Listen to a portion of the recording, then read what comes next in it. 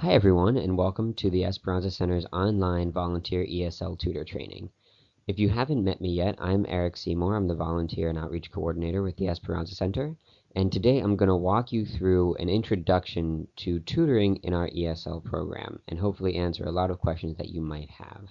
So before we get started, just a couple notes about this training. This is meant to be an introduction to volunteering with our ESL program. So when you're done with this video, you'll have a lot more knowledge about how the program works and how you fit into it, but I'm sure that you'll be left with a few questions as well. And that's a good thing. I hope that you do have a few questions left after you're done watching this video. And the first thing that you'll do once you come to the center to start volunteering is shadow returning volunteers, people who've been here for a long time and know what they're doing pretty well in the program. And that's a perfect time to ask a lot of the questions that you'll have. So I'd ask, as you're watching this video, if questions come up, maybe they'll be answered later in the video, but it's not a bad idea to jot them down so that you have them, so you can ask them when you come to your first ESL tutoring session. The objectives for today's training are, number one, to understand and appreciate our adult ESL program. 2, to become familiar with the structure of our class sessions and with some of our teaching resources. And 3, to get some tips on effective teaching methods. In order for you to contextualize your role in our ESL program, let me give you an overview of our adult program. Our ESL classes are split into two different types, into formal and informal classes. Our formal classes are taught twice a week by certified professional teachers. These classes have a set schedule and attendance policies. The problem with those classes is that a lot of our students don't have the flexibility to attend them. And so we offer additionally the informal classes. Our informal classes are designed with flexibility as the first priority. In order to achieve that flexibility, we offer these classes on a drop-in basis. So once a student registers for classes, we give them a complete schedule for the semester, and we let them know that the more often they come, the faster they'll improve their English, but they're allowed to come as frequently or as infrequently as their schedule permits. In each of these programs, we have a mechanism for evaluating student progress. When a student registers for classes, we give them a listening test, what's called the CASAS test, and then they are tested again in both of these programs every time they've reached 10 sessions or 20 hours in the program. In that way, we're able to get an initial baseline English score for them, and then we are able to track their progress as they move through the program. Allow me now to tell you a little bit more about our informal program. So our informal model is very unique in that we are able to provide enough flexibility to meet our clients on their terms and enough structure to promote and to track student progress. And as you can see down below, our volunteers make this program happen. Without volunteers like you, this program simply wouldn't be feasible. Our volunteers help us with registration, with marketing the program, with fundraising for the program. And then, of course, as you already know, our volunteers in our informal program do 100% of the tutoring. It's difficult to speak about the average ESL student because our ESL student body is so diverse. But as you can see on this slide, most of our students come from Central American or South American countries and speak Spanish, although our diversity is increasing. Every semester we're seeing more and more Middle Eastern, Asian, African, and European students. Though as you can see, the overwhelming majority are Latino.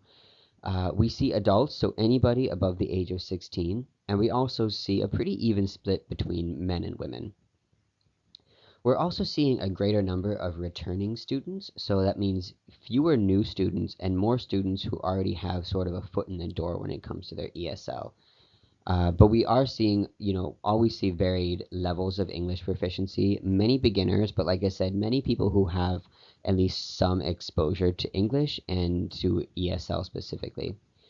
We do see a lot of diversity when it comes to formal education, however. So we have plenty of students who have no formal education to speak of, and then some students who may be very well educated in their home countries, or even in this country having gone to college or university.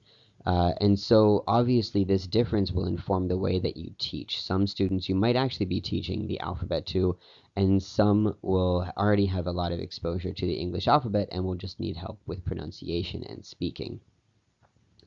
A lot of our students are employed in some of the fields that you see there, although you should know that's not an exhaustive list, obviously. And if they're not employed, they're often looking for work, and that job search will inform the goals that they bring to the ESL program. And the last thing I'll say about our students is that they all have a wealth of life experience to bring to the United States. And it's important to respect that and to respect where our students are coming from. When thinking about our students' needs, I think that the best place to start is to think about culture shock because it's something that a lot of our students are experiencing when they come to the United States.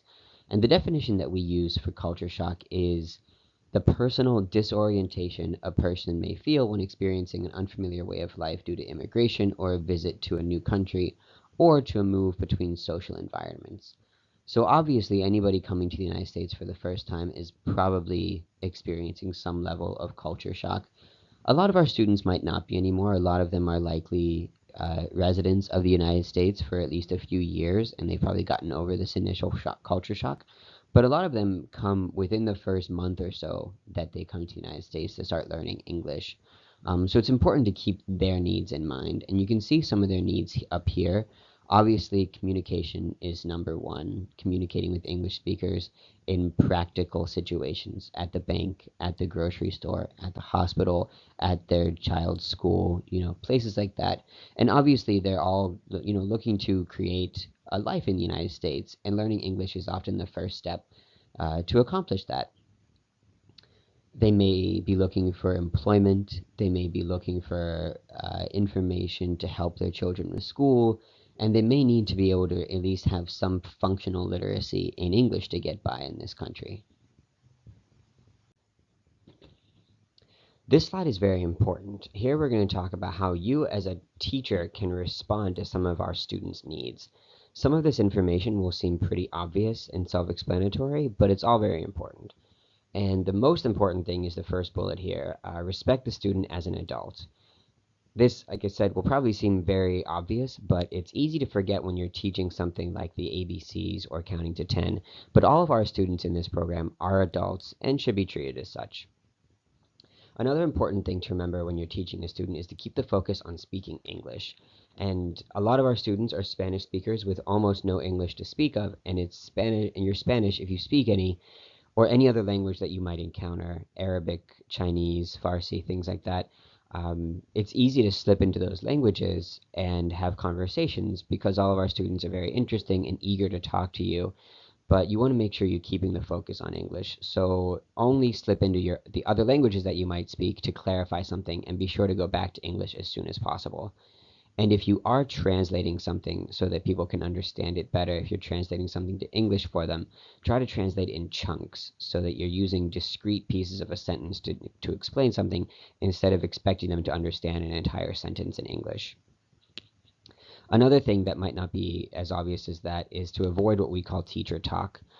So teacher talk would be basically lecturing. So if you find yourself speaking to a student about something for a long period of time, it's probably you've gone too long without letting them speak. Remember, what we're focusing on in this program is oral proficiency. So the most important thing is for them not only to be hearing English, but to be speaking it as often as possible in this program.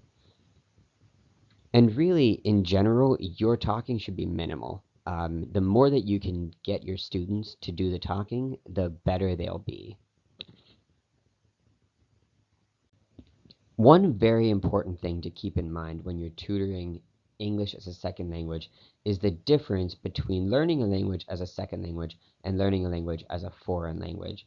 This slide has the breakdown in terms of some of those differences, but the biggest difference is the context in which you're learning that language.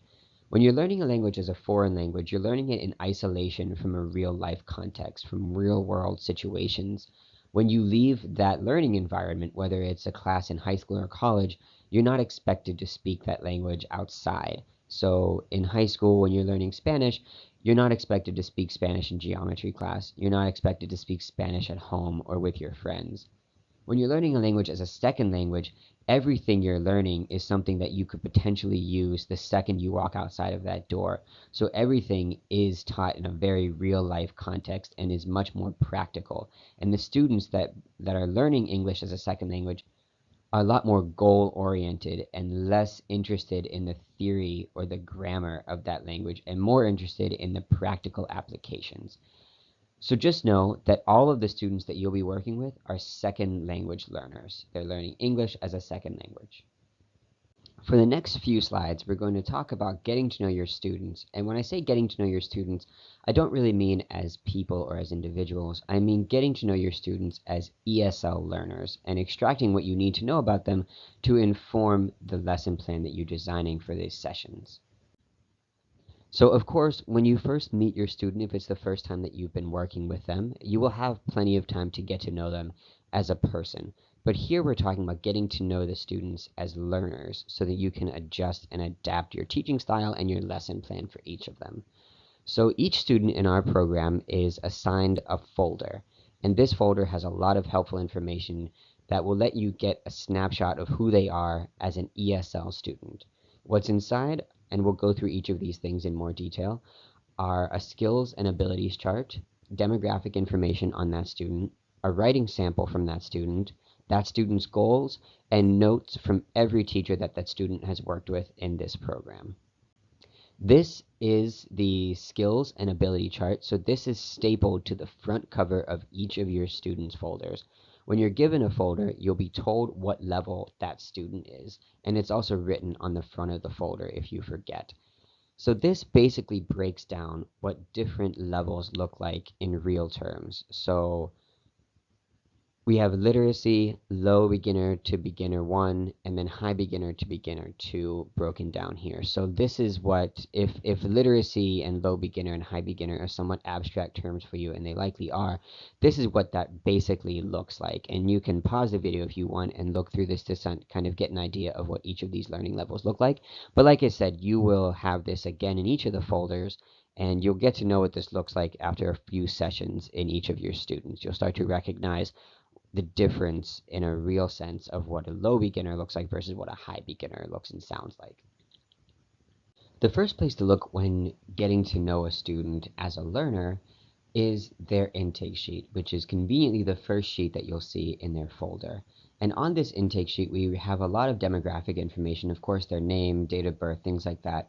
We have a lot of information that will help you know who they are and where they are with their English as a second language. So the first thing that I'd like to draw your attention to is years of school.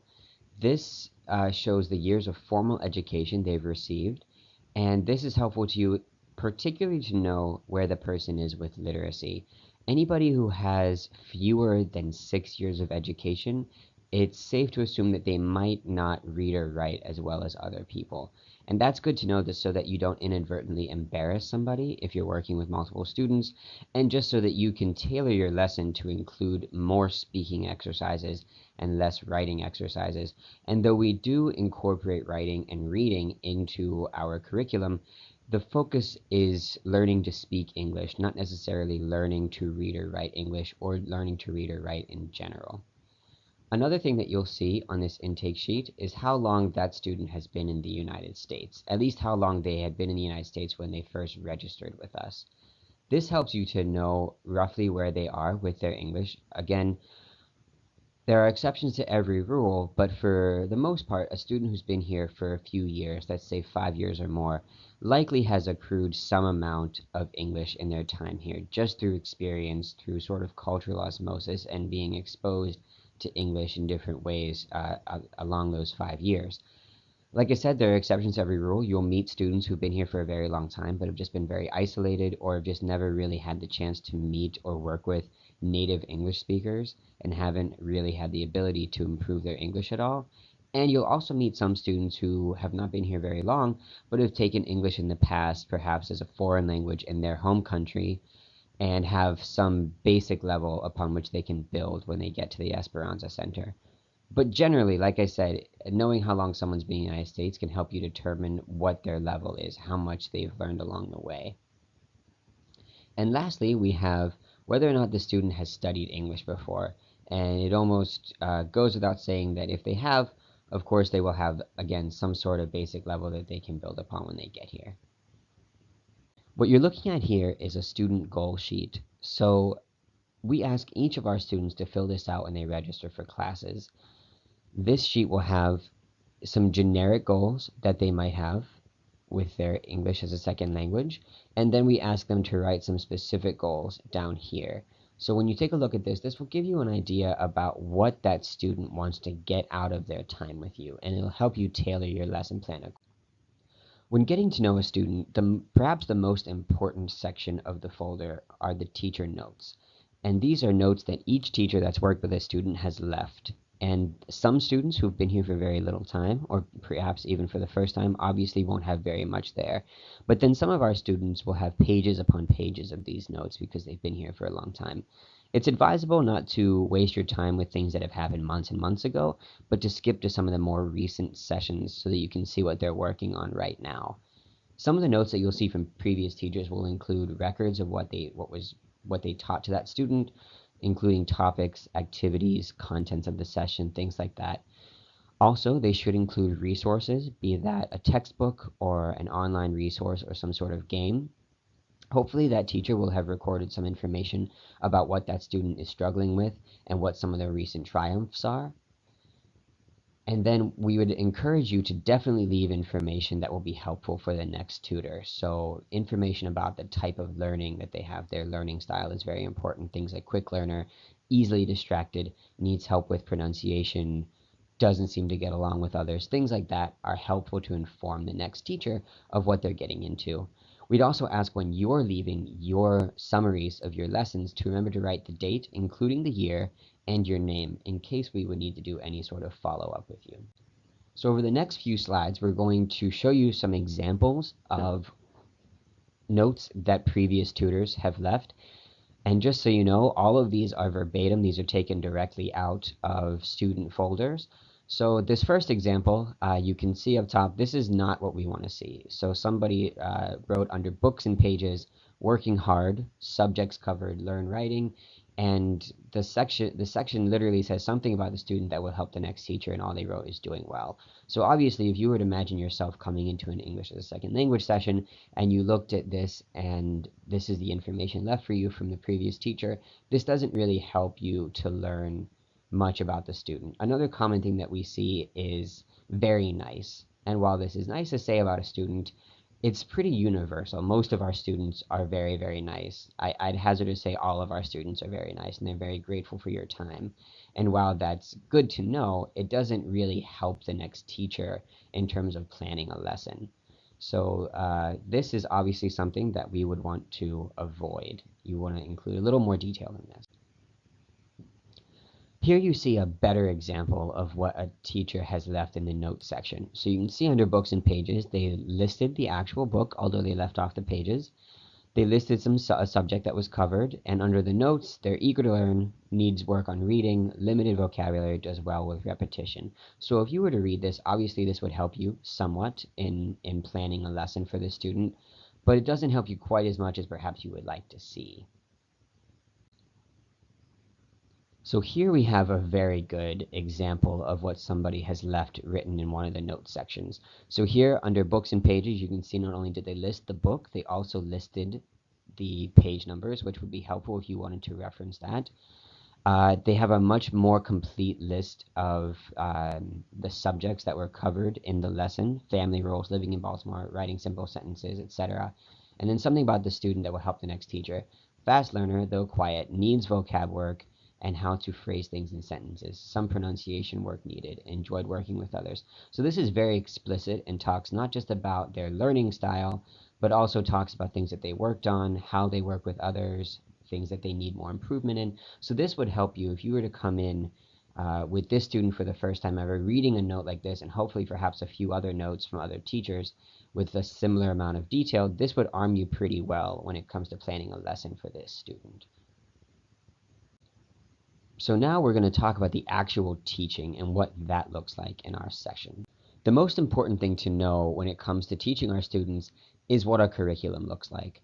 Our curriculum, which by the way you can find on our ESL website, and you can also find in the ESL room in a physical copy in white binders that you see displayed there on the right. Our curriculum is a rotating topical curriculum. So every week we move on to a new topic, and you can see on the left-hand side of this slide what those topics are. These topics are practical things like family basics, food, daily routine, healthy living, etc. These are things that over the years our clients and our students have communicated to us as areas that they really need to work on, or that are really important to them as they navigate life in the United States. Again, our main resource is our curriculum, which is housed in binders in our ESL room and also on our website. The curriculum is organized into 8 weeks by general topic, and each topic has goals correlated to industry achievement standards, our testing vehicle, and the competency-based needs of the students.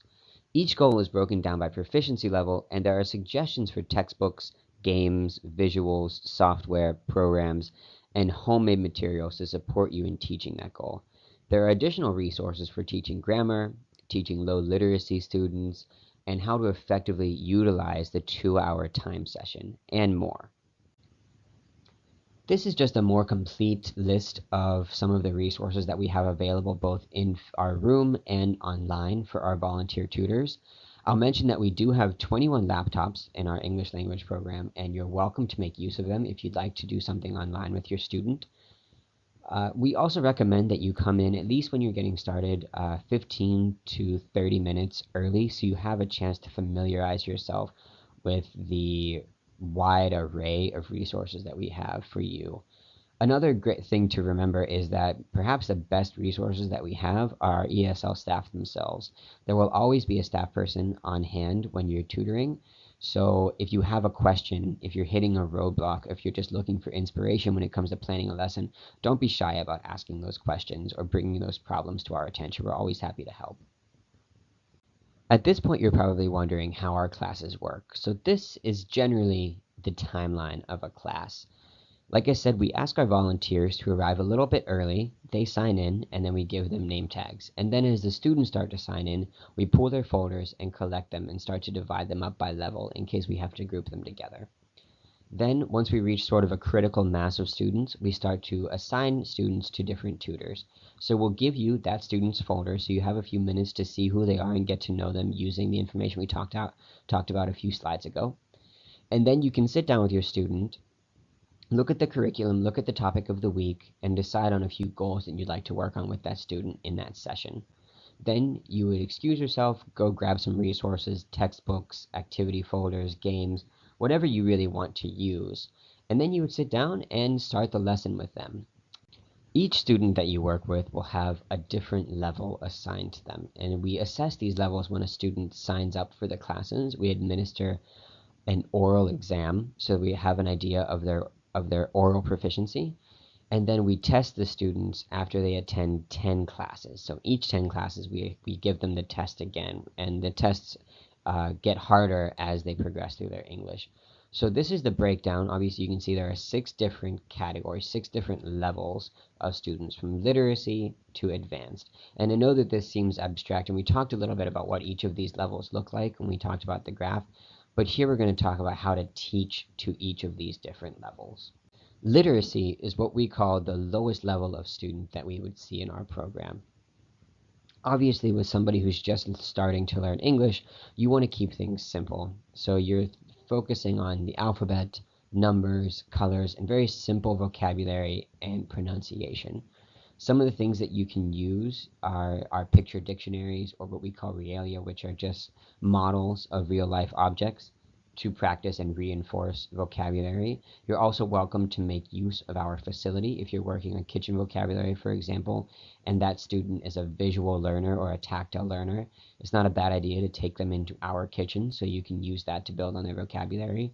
And if you're playing games with a student, make sure you're keeping them to simpler games. So beginner 1 is the level right above literacy. So with this, you're also going to be using a lot of the picture dictionary and the realia, but you could also do things like develop lists on whiteboards, use the facility or go outside, develop short sentences using the list of words that you've compiled that student might know, and make sure you're working on having the students pronounce the words and sentences.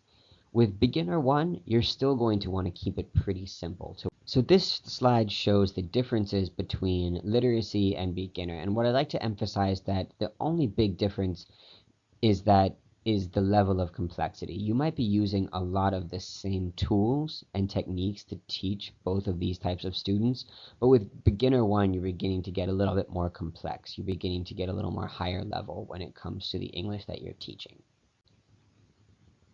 After beginner 1 comes beginner 2, or what we sometimes call high beginner. At this level, you can still use the picture dictionary, but you can also start to expand into some of the other texts that we have available. You can start to teach the students how to turn a subject, verb, object sentence into a question. You can have them ask each other questions and answer those questions. Basically, have them start to have simple conversations with each other or with you. And you begin to cover more complex topics like likes and dislikes, asking your students to describe things without using the simplest word for those objects, etc. Also, at the high beginner level, you can start to move into the present continuous form. So things like I am going instead of I go. Although you should note that they're not quite ready to move into past tense just yet. And at this level is really the first time you might start to introduce grammar, but be sure that you're not teaching grammar as a standalone skill.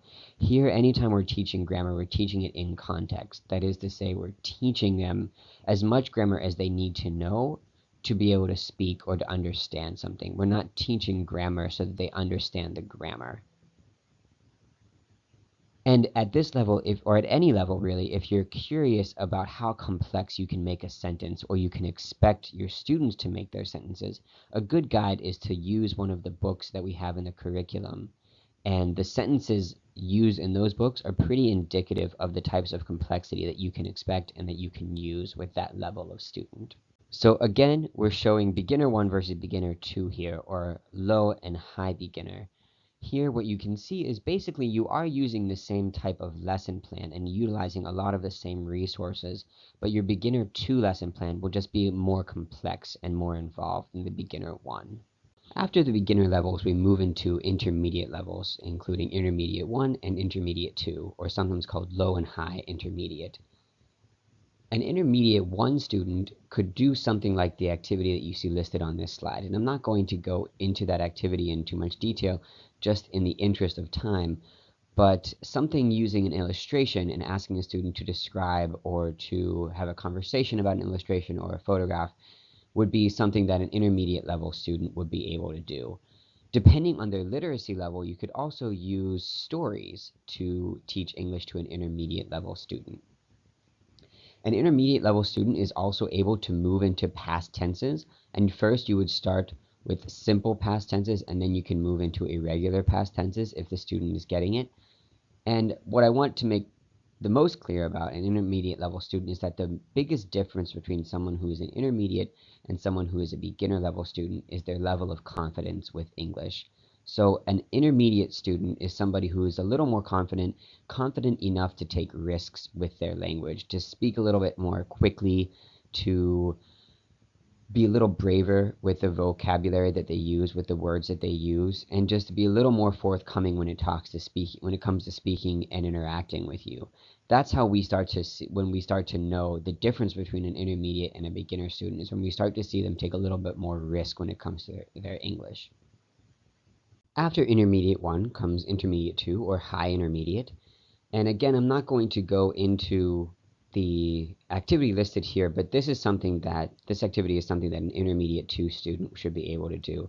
The important thing to know about a high intermediate student is that this is a student that's completely capable of holding a conversation, and at this point in their English as a second language, they should be working on fluency, which is the ability to find the words that they want to say. You should be speaking and teaching them to use all of the verb tenses in English at this point. As far as lesson plans go, we don't require our tutors to turn in any sort of written lesson plans for their sessions, but a lot of our tutors find it to be helpful to help them structure their lessons if they write down some sort of plan before they get started. Again, this is up to you, but it is a good idea to at least have some sort of roadmap for how you want your lesson to go. So if you would like to, you can pause the video right now to read over this slide more thoroughly. All I'm going to say about it is that when designing a lesson for our students, remember that the focus here is oral proficiency. So as it says down below on the end of this slide, we do encourage you to incorporate all language competencies, including listening, speaking, reading, and writing, with the focus being on speaking and listening, especially for beginner levels. If you're working with somebody who's at an intermediate level, you can begin to incorporate more and more reading and writing, again, depending on their literacy level. But at those levels, you can start to incorporate more language competencies. So a few final notes about lesson planning. In reality, you'll only have about 5 minutes at the beginning of a session to plan a lesson, but don't let that stress you out, and don't be afraid to take those 5 minutes. It's all right to make the student wait for a little bit. They understand what you're doing and they know why you're making them wait. They know how important it is to have a lesson plan in mind before you begin a session. We always try to have one student work with one volunteer, but a lot of times that's simply not feasible. Especially in the evenings, we tend to get a lot more students than we have volunteers, and we often ask our volunteers to work with 2 or 3 students. One thing to keep in mind is that we'll never ask you to work with 2 students at different levels. When we group you with students, we always group students according to their level, and they'll be roughly at the same level. And I know that teaching more than one student can seem daunting and overwhelming, but the first step in this, when you're planning a lesson for a group of students, is not to panic. It is not as hard or challenging as it seems, and in fact, once our tutors get used to it, a lot of them prefer to work with groups of students as opposed to one student because it allows for more variety in the lesson planning. And research shows that students tend to learn better when they're working in groups. Also, if we're grouping students, we try to group higher level students together, and the lower level students have more one-on-one individualized instruction. So if you're working with a group of students, the chances are that you'll be working with a group of intermediate students, or at least high beginner students, so that they have a certain level of English that they can use to talk and work with each other. So good things to keep in mind when working with groups are to have them work together on things like puzzles or group writing tasks. You can also have them role play and act out scripts. Like I said, with groups of students, it allows for a lot more variety in the lessons that you can plan, and the more variety, the better. To wrap things up, here are just some final thoughts and final tips about being effective English as a second language tutors. First of all, get your students to do the work for you. And what I mean by that is have them write on the whiteboards. Have them help each other out. If you have a student that has a question and you're working in a group, you'll recall earlier I said that the more that they're speaking, the more they're getting out of this program. So if you're working in a group and somebody has a question, before you go ahead and answer it, see if somebody else can answer the question for them. Or if somebody's having trouble spelling a word or finding a word in the dictionary, see if somebody else can help them spell it or somebody else knows the definition. If you're helping someone look things up in the dictionary, the first few times you might want to go through it with them, but after that they should be able to do it on their own, and it's a skill that's very useful for them, whether it's looking it up in the dictionary or looking it up online. Another thing that I'll say is don't be afraid to change horses mid-race. If you are using an activity or a lesson that just doesn't seem to be working, perhaps you picked the wrong one for this student, don't feel like you need to see it through all the way to the end. If it's not working, it's not working. You only have 2 hours at a time to work with these students, so we want to make sure that they're getting the most out of those 2 hours as possible. So don't be shy about changing up your game plan midway through. And lastly, what I'll say is you're not experts at ESL, and we don't expect you to be experts at ESL. So don't be shy about asking for help or asking questions. Our staff is always on hand, and there are always a dozen other volunteers in the room, a lot of whom have probably been here longer than you have. So don't be hesitant about asking for help or asking questions if you have them. This is a quick list of things that are available for you to download from our website. If you want to take a look at our website and familiarize yourself with a few of these documents before you start teaching, I think that would be a great idea. And they'll always be there to reference as you start tutoring as well. To further wrap things up, I'm going to talk about the next steps once you've finished watching this video, which you'll do very shortly. The first thing that you'll have to do is think about when you want to volunteer with our program. So here in this table, you have a complete schedule of our ESL classes. We ask you to choose only one session a week that you'd like to commit to, but we would like that to be the same session each week. If you're interested in doing more than one session a week, that's great, and you're more than welcome to do that, as long as you don't lose the session that you've committed to. Also, if you have to miss a session or switch a session, we totally understand. We know that you have a lot of things going on in your lives. We just like that you would give us as much notice as possible. Once you know what session you'd like to volunteer with, the next thing you'll ask you to do is refer back to the email that you received that included the link to this training. You'll find another link in that email to an exam that you'll take. The exam is pretty quick, and you can do it open book or open video, let's say. Once you complete that exam, please reply to that email to let me know what session you'd like to volunteer with. Once I know your session preference, I'm going to connect you with our ESL coordinators so that they know that you'll be coming and they can make you a name tag and get ready to orient you a little further once you get here. That concludes this online ESL tutor training. Thank you very much for watching, and thank you even more for agreeing to be volunteers with our ESL program. You'll see very soon how much of an impact you make in our students' lives, and I hope that you enjoy working with our students as much as they're going to enjoy working with you. Thank you again, and if you have any questions, please don't be shy about reaching out.